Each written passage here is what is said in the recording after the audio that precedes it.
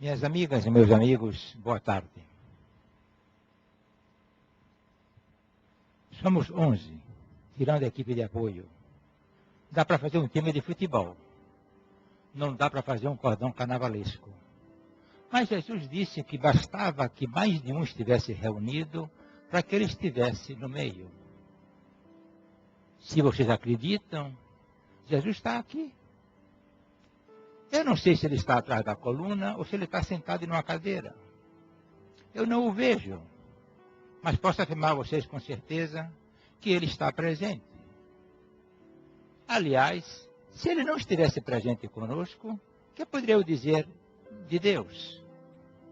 Ele mente, conta histórias da carochinha, tenta nos enrolar. Afinal de contas, quem é esse Deus que nós não conhecemos? E onde ele anda?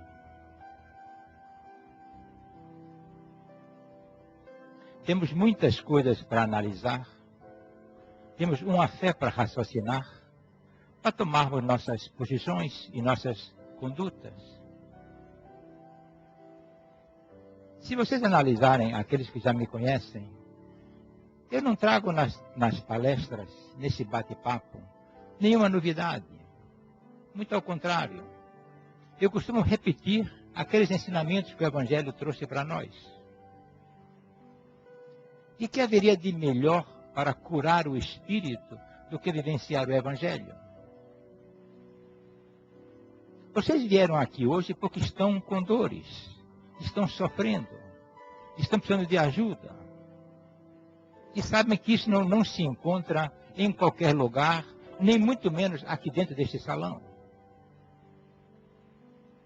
A cura dessas dores que existem dentro de você, dentro de mim, só podem ser resolvidas quando a gente para tentar compreender o mistério da própria vida.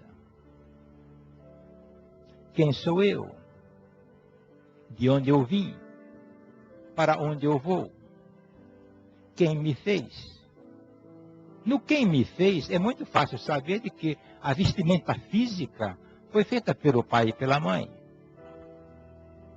Mas será que nós somos realmente carne e osso? Nós somos puramente essa vestimenta? Eu estava ainda há pouco vendo um filme em que uma mãe perde um filho pequeno, 2 anos de idade. Mas o desespero da mãe é uma coisa inexplicável. Como me disse a vez uma mãe, que só sabe a dor da perda de um filho, aquela pessoa que perdeu um filho. Porque tentar falar e explicar é indizível. Por que será que uma mãe sofre tanto quando perde um filho, que ela e o pai fizeram?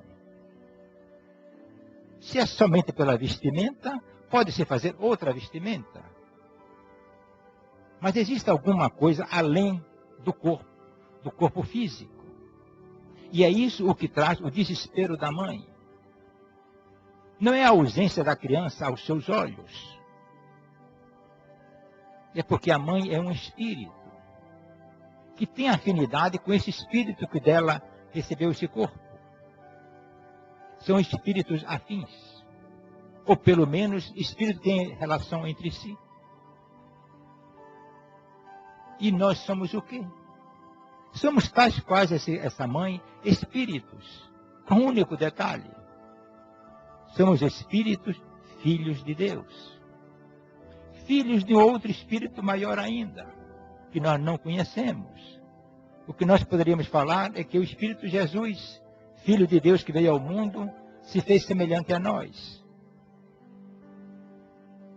E se somos espíritos, de que se alimenta esse espírito? O corpo físico a gente alimenta com a nossa comida diária, que vem à nossa mesa. Mas o espírito tem fome. Tem dia que você está com a barriga cheia de alimento e está no desespero. Falta alguma coisa. Então, se você quer se conhecer um pouco melhor, eu diria o seguinte: nessas horas, procure fechar os olhos e entrar dentro de você. E analisar o universo que existe aí. É um universo que a ciência prova que ele existe. Um universo que tem milhões e milhões de anos-luz de tamanho. Vocês bem sabem o que é isso. A luz para ir de uma ponta do universo a outra levaria milhões, bilhões de anos, a uma velocidade de 300 mil quilômetros. Então é incomensurável para nossos olhos. De onde veio essa energia que criou todo esse universo? Mas se você não quiser ir muito longe, olhe o que está perto de você. Eu estou vendo ali um revestimento de madeira. A madeira vem das árvores. Quem foi que criou as árvores? A maravilha que são as árvores. Árvores grandes, árvores pequenas. Árvores que dão mais sombra, outras que dão mais frutos. Se você olhar para a natureza, para os jardins, quem criou essas flores? Alguém criou isso. Olhe para um passarinho. E eu reparava outro dia como são felizes os passarinhos. Não tem nenhuma preocupação com o que vão comer. Não tem nenhuma preocupação com onde habitar. Eles voam de um galho para outro. Dão voos rasantes. Sobem e descem com uma facilidade enorme. Transportam o seu próprio corpo com uma leveza que o homem não consegue fazer. Olhe para um aquário e veja a beleza que existe nos peixes ornamentais. Na sabedoria que existe dentro do oceano. Na riqueza da terra que produz tantos frutos. Alguma explicação você tem que dar para isso. Quando você não consegue explicar que energia é essa, você então passa a admitir que existe alguma coisa além da ciência. Que existe alguma coisa que não é tangível, não é provável, mas que tudo leva você a crer que existe. A própria ciência hoje em dia, quando não sabe explicar alguma coisa, diz, bom, a ciência não prova, mas nós suspeitamos que existe um outro universo aí desconhecido para nós. É simples, meus irmãos. É simples. Basta que você comece a aceitar a realidade de quem você é.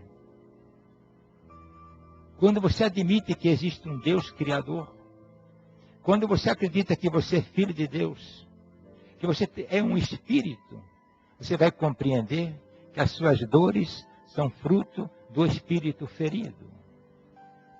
Quando o espírito está carregado de mágoas, ferido pelas tentações, pelos desejos insatisfeitos, se reflete no corpo. E você não tem remédio em farmácia nenhuma para curar isso. Precisa você exercitar a sua cura espiritual. Cura espiritual essa que nós não fazemos aqui. Nós simplesmente tentamos ensinar a vocês ou despertar em vocês esse poder curador que existe dentro de cada um de vocês. Ou dentro de mim.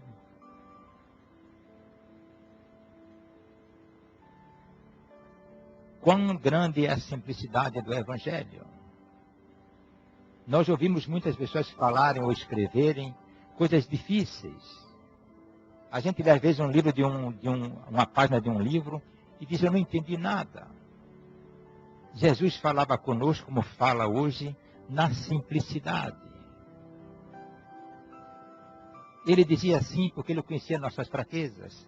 Eu estarei convosco todos os dias. Se eu sei que o meu ser criador está comigo, eu não tenho por que ter medo. Não tenho por que fraquejar. Porque Ele está comigo. Ele me fez. Se Ele me fez, eu vou permitir que Ele me conduza. E então eu serei um verdadeiro Deus. Não igual ao Deus maior, mas serei uma parte do corpo de Deus. E terei em mim a presença constante de Jesus. Por que temer? por que temer? É bom lembrar que quando Jesus andou sobre as águas, Pedro disse assim: se você é o mestre e se você tem esse poder, faça com que eu ande sobre as águas. Vocês sabem isso, conhecem isso. E Jesus disse amavelmente: vem, Pedro. E Pedro começou a caminhar sobre as águas, igual que Jesus, porque confiou nele que estava ali. Mas ele, ao perceber que estava sobre a água, começou a duvidar. Disse: não, não é possível que isso seja verdade. Eu estou sobre a água. E ele começou a afundar. E então Jesus diz: por que temes, homem de pouca fé? Isso ocorreu 2000 e tantos anos atrás. Mas isso vale para hoje, vale para agora. Por que é que você, minha irmã, por que é que você, meu irmão, teme Deus? Ele não quer isso de jeito nenhum. Ele não quer ser temido. Ele quer ser amado. E o seu amar a Deus passa por você confiar nele. Confie em mim. Eu venci o mundo. Que mundo foi esse que Jesus venceu, se ele não era nenhum guerreiro? Ele venceu o mundo interior da insegurança. O seu mundo interior da falta de conhecimento. O seu mundo interior, às vezes habitado pelas ambições, pelo orgulho, e pela falta de caridade, e por tudo mais que nós sempre conhecemos.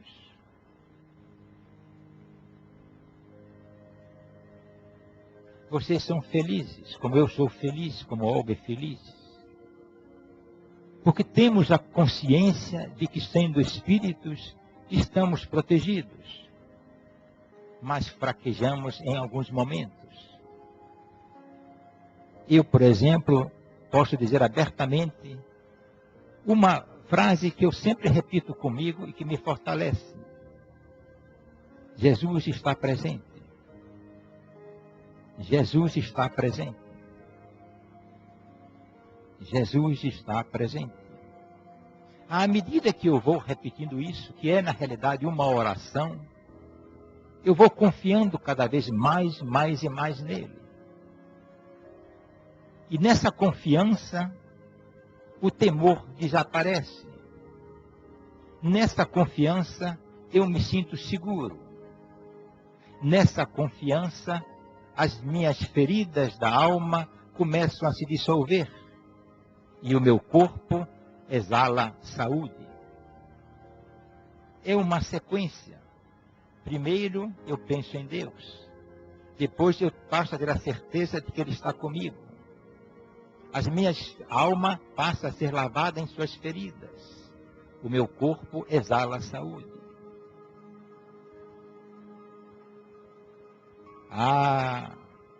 Isso não vai ficar assim, não.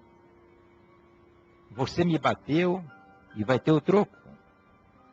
Quantos de nós, com palavras iguais ou diferentes, fazemos assim? Quando a pessoa diz assim, não vai ficar assim, você vai ter o troco, você começa a ferir a sua própria alma. Você começa a guardar no cofrezinho lá de dentro rancor, vingança.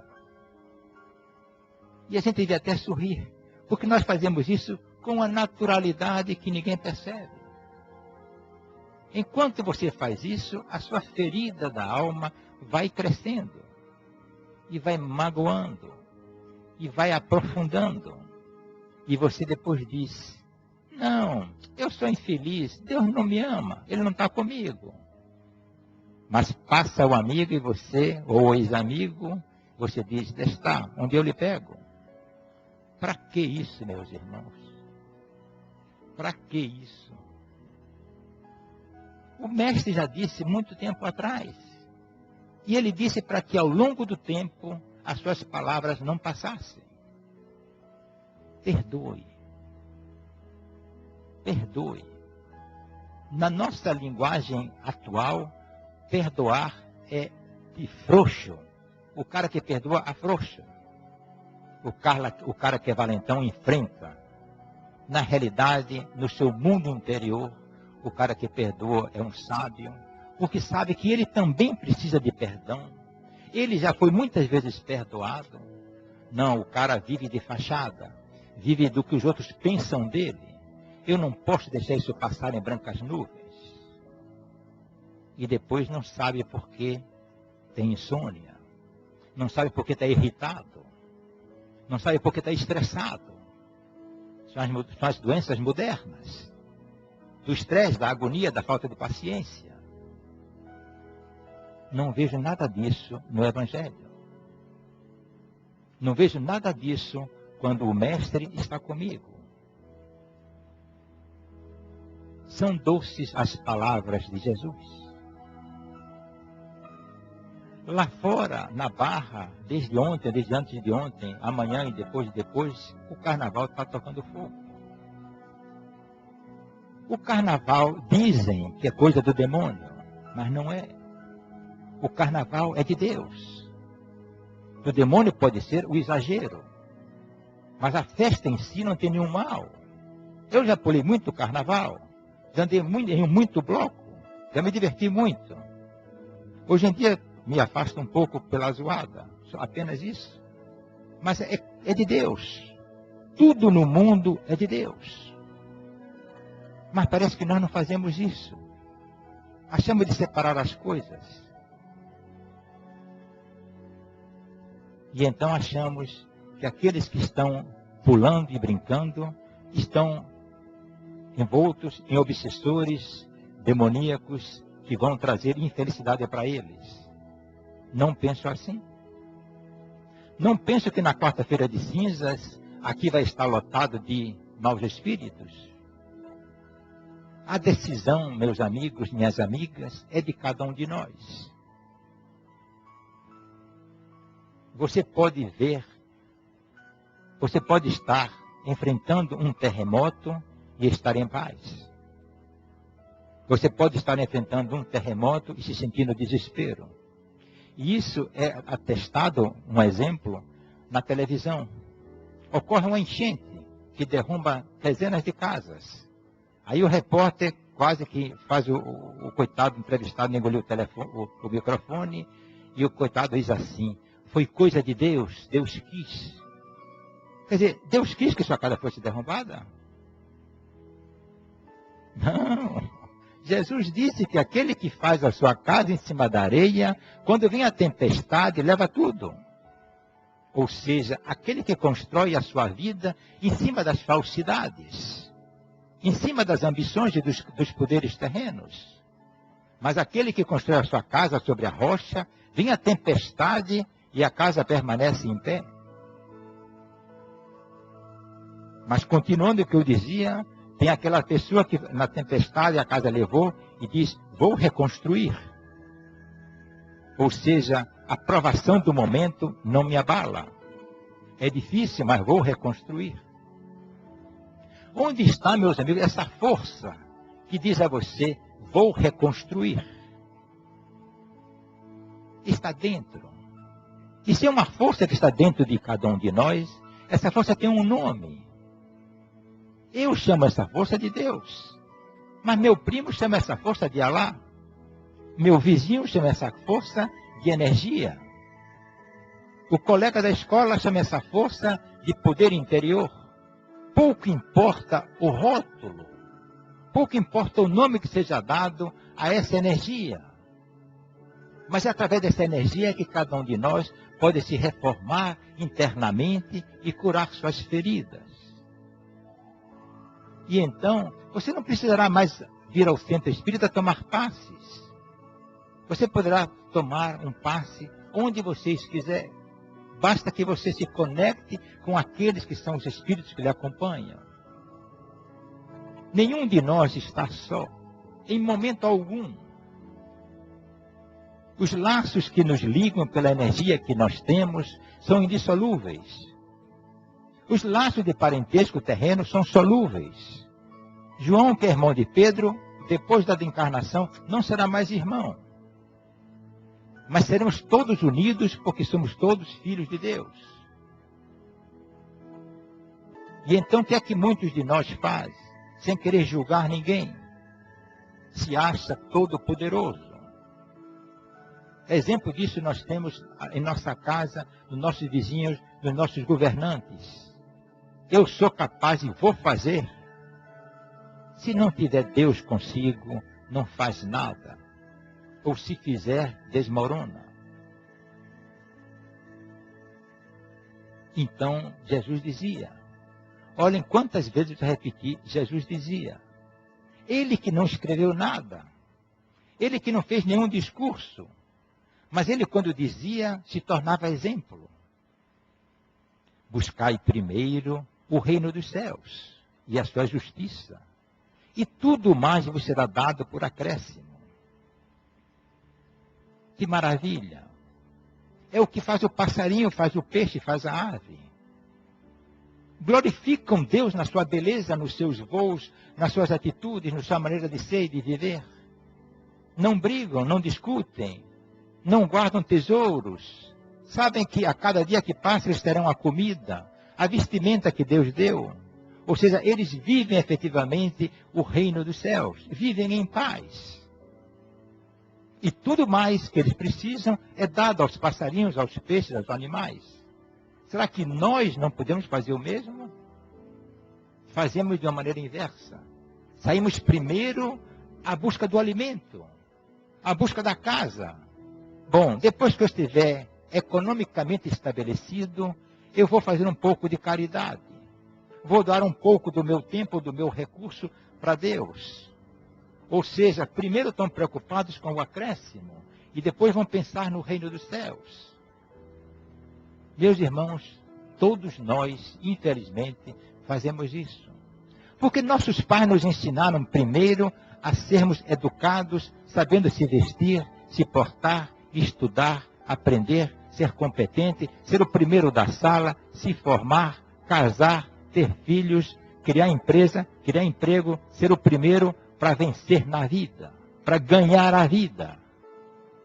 A vida não é para ser ganha, nem para ser disputada. A vida é para ser vivida. Vivida com amor, com entendimento. E quando nós temos a felicidade de nascermos num lar em que o espírito é lembrado, em que a condição nossa é orientada, ele cresce em tudo, embora disputando e se preparando para ter o bem material de que ele precisa, ele sabe que a cada passo que ele dá, ele está caminhando junto com Jesus. É diferente daquele sujeito que trabalha para eu vou ser o homem mais rico do mundo, porque ele só objetiva uma coisa, a minha riqueza, que é uma riqueza temporal e terrena. Quando o outro, que simplesmente trabalha, porque precisa trabalhar, precisa sobreviver, e diz, Deus está comigo, o caminho é mais fácil. Os problemas são menores. As soluções chegam. E aquele que está lutando por ser o mais rico dos bens terrenos, consegue às vezes chegar lá. Mas através de um sofrimento, de um trabalho insano, de noites mal dormidas, de reuniões intermináveis, e etc., etc., sem falar nos médicos, nos remédios e nos dopantes que toma e tudo mais. A vida é simples. A vida é bela. Mas nós precisamos aprender a enxergar a beleza da vida. Nós somos a razão principal da existência de Deus. E será que Deus nos criou para vivermos uma vida de tormenta? Algum de vocês aí, que é casado, que tem filhos, já pensou que algum dia disse assim, eu vou me casar e vou ter filhos, vou machucar esse menino, essa menina? Não, nem pensar, certo? Ao contrário, o pai e a mãe dão a vida pelo filho e pela filha. E querem que o filho e a filha não passem pelas dificuldades que ele passou. Isso é uma forma de amar, de dedicar. Nós que somos imperfeitos fazemos isso, o que não fará nosso Pai conosco? E volta ao Evangelho, quando Jesus diz, qual é o filho que pedindo ao pai um pão, o pai vai lhe dar uma pedra? Ou vai lhe dar uma serpente? Deus está de braços abertos, através de Jesus, esperando que nós, dia a dia, momento a momento, caminhamos em direção a Ele. Qual pai, qual mãe, quando chega em casa de tarde, não abre os filhos e deixa que o menino venha correndo e dá um pulo e abraça o menino? Ou seja, eu trabalhei o dia inteiro para você e nesse momento eu vim sentir a alegria de estar com você. O pai e o filho, a mãe e a filha. Que maravilha encontrar aquele que foi feito da mesma maneira que nós fomos e que é a continuidade do nosso ser. Isso fazemos nós que somos imperfeitos. E Deus? O que Deus não faria por mim? Qual é o sentido, meus irmãos, do cosmos que está aí com milhões e bilhões de estrelas e planetas e constelações? Não serve para nada. Pelo menos eu nunca soube que servisse para nada. Mas Deus fez isso para mostrar a você, para mostrar a mim, para mostrar a você. Fiz tudo isso para mostrar que eu amo você. Todo o trabalho da criação de Deus por amor a nós. E nós, o que fazemos certas horas? Damos as costas para Deus e queremos resolver do nosso jeito. Sem fazer acusação, procurem pensar um pouco sobre como tem sido o seu comportamento, principalmente o seu comportamento mental. Que ideias têm passado por sua cabeça? Eu faço isso. É o que as pessoas chamam de meditação. A meditação em si não é um fim. Mas quando você para no fim da manhã, ou no fim da tarde, ou no começo do dia, bem cedinho antes do sol nascer, você para e fica em silêncio. Deus lhe fala. E você diz, meu Deus, o dia de hoje eu vou dedicar a você.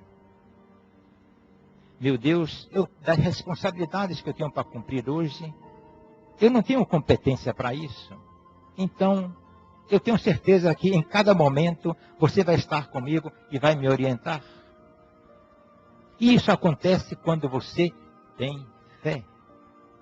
Quando você acredita. As curas que Jesus fazia dos cegos e dos coxos, dos aleijados, ele dizia categoricamente para que as pessoas aprendessem. A tua fé te curou. E se eu estou com minha perna quebrada e acho que vou ficar aleijado, e digo a Deus, venha curar minha perna, Deus vem e cura minha perna, sem minha intercessão, eu passo a ser um boneco, um robô. E Deus diz, bom, eu curei a perna dele e posso descurar, então eu quero que você fique aleijado de novo. E eu vou ficar aleijado de novo porque ele não quer mais que eu fique com minha perna boa. Ou seja, ele faz de mim o que ele quer, uma peteca. Teria sentido? Aí eu venho e digo, olha para o cosmos, olha para a beleza da natureza, olha para a sabedoria de Deus, e vê se ele poderia lhe tratar assim. Não. Quando a minha perna estiver quebrada, ele vai dizer para mim, Antônio Carlos, você quer uma perna boa novamente? Tenha fé. E em função da minha fé, eu terei a minha perna recuperada. Isso me faz lembrar alguns encontros que eu tive com a irmã Dulce. Eu trabalhava também com ela quando eu voluntariamente. E qualquer conversa com a irmã Dulce terminava em fé. Então, em uma ocasião, eu disse assim, irmã, eu estou com um problema sério aí, estou pedindo a Deus que me ajude. Tenho rezado, tenho orado, tenho esperado, e já tem mais de um ano, e nada que se resolve. Ela me perguntou assim, irmão, você tem fé? Eu disse, irmã, eu tenho fé, tem mais de um ano que eu estou acreditando que Deus vai fazer isso para mim. Então ela me disse, simplesmente, continue. Porque ela sabe efetivamente que a fé, mais cedo ou mais tarde, vai atender você na medida da sua crença interior. Porque se for uma fé exterior, não funciona. Se for uma fé da boca para fora, não resolve. Eu não acredito que Deus vai vir de lá para cá me curar. Eu acredito que a minha cura está em mim, porque Ele existe em mim. Ele não atende a um chamado, não. Ele está em nós o tempo todo. Agora, nós é que, em alguns momentos, sabemos sabiamente abrir os olhos para enxergá-lo. Ter a humildade de dizer, meu Deus, eu sei que você está comigo. E você comigo, nós conseguiremos superar o problema e conseguiremos realizar esse tal milagre. O cego disse assim, Senhor, sei que podes me curar. Então Jesus disse, já que você sabe que você quer que eu seja curado, você vai ser curado. Mas dentro do cego existia aquela convicção de que chegando junto do mestre, o mestre o curaria. E foi assim que fez aquela mulher que sofria de uma hemorragia. Na mente daquela pessoa, ela dizia assim, se eu simplesmente tocar o seu manto, ficarei curado. Verifiquem a simplicidade e a convicção daquela pessoa. Se eu simplesmente tocar o seu manto, ficarei curada. Então, aquela mulher se curou pela fé que tinha em Jesus. E tão grande foi essa fé, que Jesus disse no meio, para os apóstolos, no meio de uma multidão, alguém me tocou. E os apóstolos dizem, como é alguém me tocou, se a multidão está empurrando para tudo quanto é lado? Diz, não, eu senti que saiu de mim uma energia muito grande. Ou seja, mesmo naquela multidão, a energia que aquela mulher tinha através da sua fé, entrou em contato com a energia de Deus, sintonizou e ela foi curada. Há mais de 20 anos, como diz o Evangelho, ela sofria de um fluxo sanguíneo. E será que nós, que estamos no século XXI, com tanta tecnologia, com tanto conhecimento, não temos condição de fazer isso? O celular não vai me ajudar em nada, nem o computador. Porque a informática de hoje é puramente técnica. A informática de Jesus, digamos assim, é aquela que vem de dentro. É aquela que não é movida a pilha, nem a energia solar. É movida a amor. É simples. Tão simples que parece até que é brincadeira. Mas olhem vocês para uma criança com 2, 3 anos. Seu sorriso é inocente. Ela é brincalhona. É inteligente. Quando dão um brinquedo para ela, alguma coisa, ela se lembra que tem um irmão, e guarda um pedaço para o irmão, para a irmã. Ainda não conhece o que é a disputa. Porque a criança vem da inocência. Da inocência em que somos criados. A sociedade de hoje, em muitas coisas, nos perverte. Precisamos continuar sendo crianças. Mesmo sendo adultos, mas tendo um coração de criança. Vinde a mim, deixai vir a mim as criancinhas. Porque se não vos tornardes iguais a elas, não entrareis no reino dos céus. Então quer dizer, a criança vai para o céu, o adulto não vai para o céu? Não é uma questão de idade ou de tamanho, mas é uma questão de comportamento mental. Enquanto você souber de que você vem de Deus, você mantém a sua humildade, a sua inocência, as portas do céu estão abertas e você passa a viver na terra um reino dos céus. Se vos disserem que o reino dos céus está aqui ou acolá, não acreditem. O reino dos céus está dentro de vocês. E eu posso estar no carnaval, no meio do bloco, cantando a música que estiver tocando e estar em paz. Isto é que é viver o reino dos céus. Como eu posso estar num grande gramado, no maior conforto, na maior das casas, na maior da abastança, e internamente estar vivendo um inferno. O reino dos céus é quando você abre seu coração e vive em paz com você e com os ensinamentos do Mestre. Augusto Cury, que é um psicólogo e escritor, que tem vários livros que vocês devem conhecer, disse assim, e isso é fruto da experiência dele, com mais de 30 ou 40 anos de vivência no ramo da psicologia humana. Ele diz assim: conheço milionários que moram em casebres e conheço paupérrimos que moram em palacetes. O paupérrimo que mora no palacete é aquele homem que tem todos os bens terrenos à sua disposição e não tem paz interior. Por isso, muita gente abastada, muita gente famosa, acontece tirar a sua própria vida. Quando conheço milionários que vivem em casebres. Conheço, como vocês devem saber, mulheres que nós temos aqui, da nossa Bahia, que vivem numa pobreza com 3, 4 filhos e ainda tem tempo e condição de pegar o filho do vizinho, o filho da enteada, o filho e chamar para casa e criar o filho da outra. Ou seja, um coração enorme. Meu irmão dizia outro dia comigo que conhece uma menina, contou a história da menina, certo? Disse, ela é minha amiga e tem uma filha com síndrome de Down. Mas na realidade, a filha não era dela. A filha era da irmã.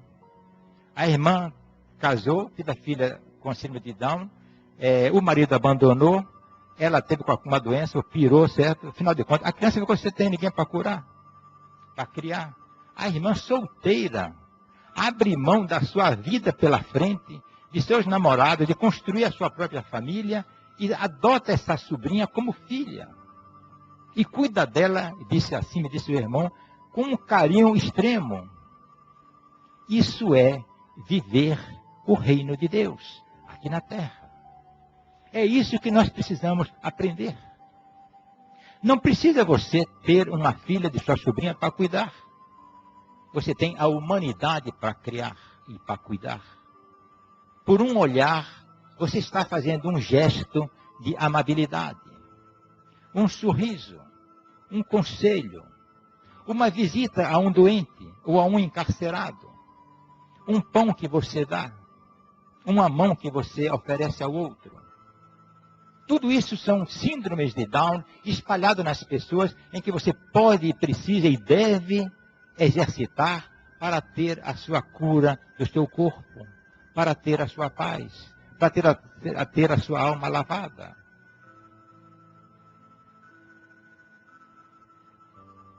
Não trouxe para vocês nenhuma novidade. Talvez tenha repetido o que eu ando falando nas oportunidades em que eu estou palestrando. Que eu não chamo isso de palestra, chamo uma troca de ideias. Porque é um recordar, é um tentar despertar aquilo que vocês já sabem, mas que talvez estejam esquecidos.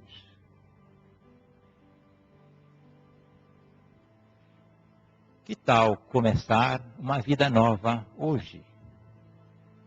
Se não puder, amanhã. Depois do carnaval. Mas decidam vocês por vocês mesmos. Eu estava uma ocasião em uma sessão espírita, em desobsessão, e uma pessoa me disse assim, olhe, eu tenho um amigo, um conhecido, um parente, não lembro bem, que está com problemas de obsessão. O nome dela está aqui. Eu não preciso disso. Vê se um médium faz uma atração para ela. Eu fui tentando ajudar, não é? O médium incorporou e disse simplesmente o seguinte: diga a ela que desça do palco da vida e se analise. E se precisar de ajuda, procure o mestre. Olha o recado. Desça do palco da vida e se analise. Ou seja, faça uma análise interior do seu comportamento. Se precisar de ajuda, procure o mestre. Eu diria a vocês a mesma coisa. Para vocês fazerem, para eu fazer. Para nós fazermos uma análise do nosso comportamento. Em pensamentos, em atitudes, em objetivos, em desejos. E se a gente na hora ficar um pouco confuso, procure o mestre. E você vai dizer o seguinte ao mestre: meu Jesus, luz. Meu Jesus, eu preciso de luz, da sua luz. A luz de Deus, a luz de Jesus é tudo. Qualquer coisa que você deseje ou precise, venha a você através da presença de Jesus, da sua luz. E ele já dizia, faça brilhar a sua luz. Os olhos são a luz da alma. Então faça brilhar a sua luz. Que seus olhos reflitam a maravilha da paz interior da sua alma. Extravase isso, porque isso contagia. É bom para aqueles que estão ao seu redor. E você vai ver, eu tenho 10 amigos, mas tem um amigo em especial que ele é tranquilo, ele é sereno. Eu tenho uma amiga que quando eu estou com ela, me sinto bem. Essa paz de Deus contagia. Ela excede os seus limites. E quando você faz isso pelo outro, e você vê que o outro faz isso por você, são 2, 3, 5 mil vivendo a presença de Jesus. Para terminar, quando você for amanhã, que eu tenho certeza, entrar no bloco carnavalesco, antes de você passar a corda, diga assim, Jesus, venha comigo e vamos lá, pule. E você vai pular um carnaval feliz e vai viver um ano inteiro de paz e vai fazer sua vida realmente se transformar num reino de Deus todos os dias que você estiver encarnado, vivendo esta época de hoje. Obrigado, meus amigos, pela atenção e paz para todos.